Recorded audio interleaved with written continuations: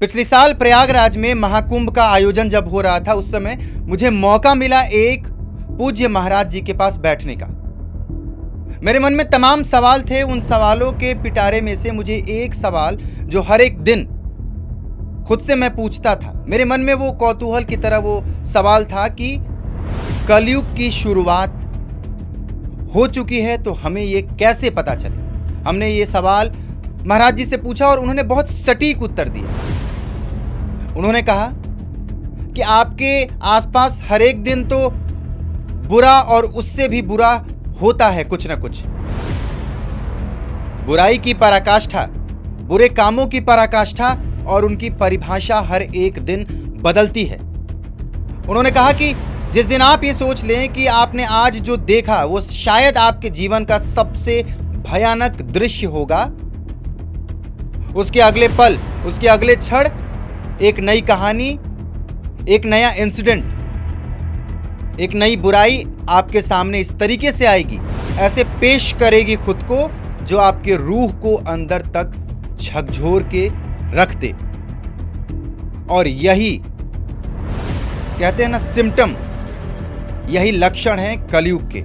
अब आपको मैं बताऊं कि इस बात को मैंने इस वीडियो के शुरुआत में क्यों रखा। आज जो ये वीडियो आप देख रहे हैं या इस वीडियो में जो खबर आप देखेंगे, सुनेंगे, वो आपके भी रूह को शायद झकझोरने का काम करे अगर आपके अंदर संवेदनाएं बची हैं। नमस्कार, आप देखना शुरू कर चुके हैं अरुंधति न्यूज़ और मैं हूं अभिजीत। अक्टूबर 2020 को एक कॉल सीबीआई के दफ्तर में आती है। फोन उठाने पर उन्हें ये खबर मिलती है कि आपके देश से एक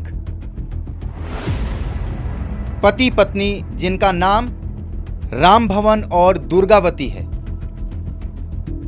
उन्होंने लगभग 45 देशों में पोर्नोग्राफी के वीडियोस अलग अलग वेबसाइट के माध्यम से बेचे हैं और प्रसारित करवाने में मदद की है। जैसे ही सीबीआई को यह खबर पता चलती है, सीबीआई अपने घोड़े खोल देता है इनके पीछे। अब देखिए, यहीं पर सबसे पहली बात जो आपको समझनी चाहिए, सीबीआई को बताता है इंटरपोल। सीबीआई ने खुद क्यों नहीं इस बात को पता की? क्योंकि सीबीआई का काम कुछ और हो गया है। सीबीआई का काम अब यह हो गया है कि किस तरीके से राजनीति के रणनीति को बदलना है। तो उनका काम इंटरपोल ने किया। इंटरपोल ने बताया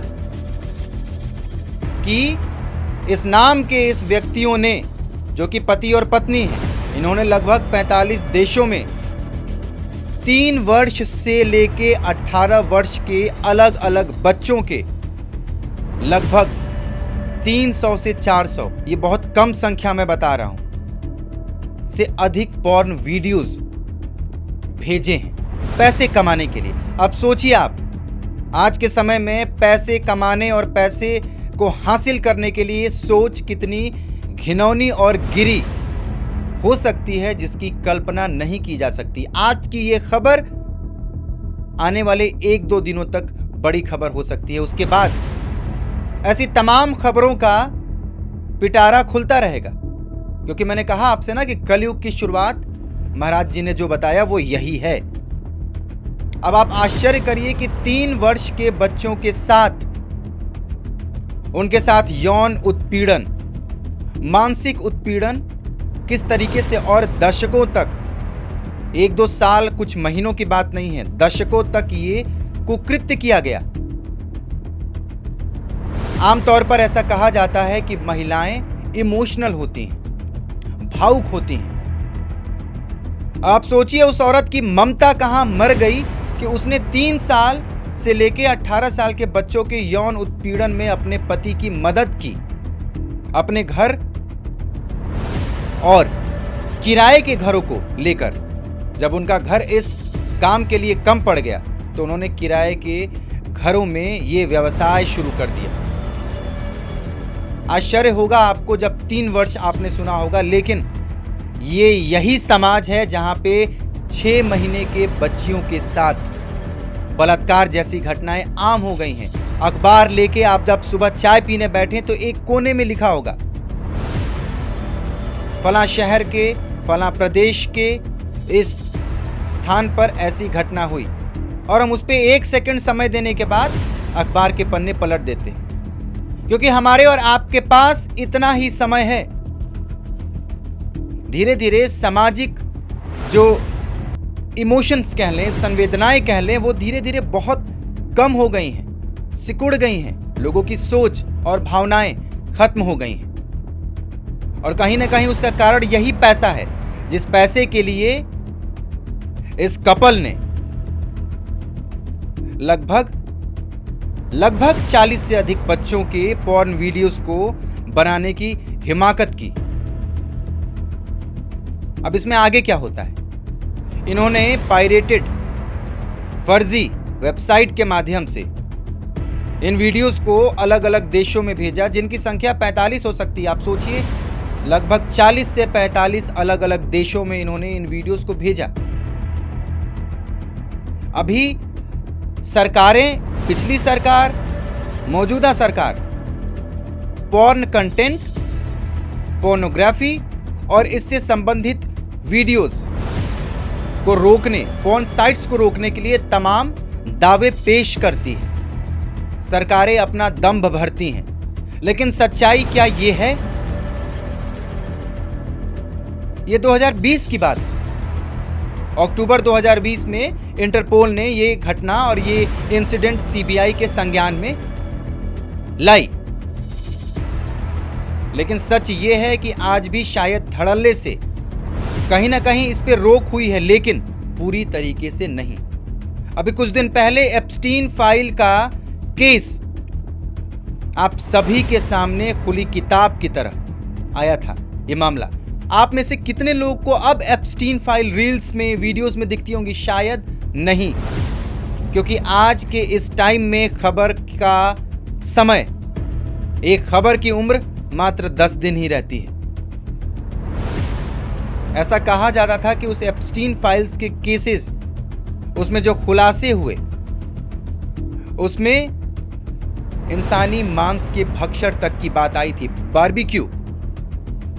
हालांकि वो एक अलग मुद्दा है जिस पे बात मैंने आपसे की है, लेकिन उसमें भी यही मामला था, यौन उत्पीड़न। इस कपल को इस मामले में इस फरवरी 2026 में सजा सुनाई गई है, मृत्युदंड की।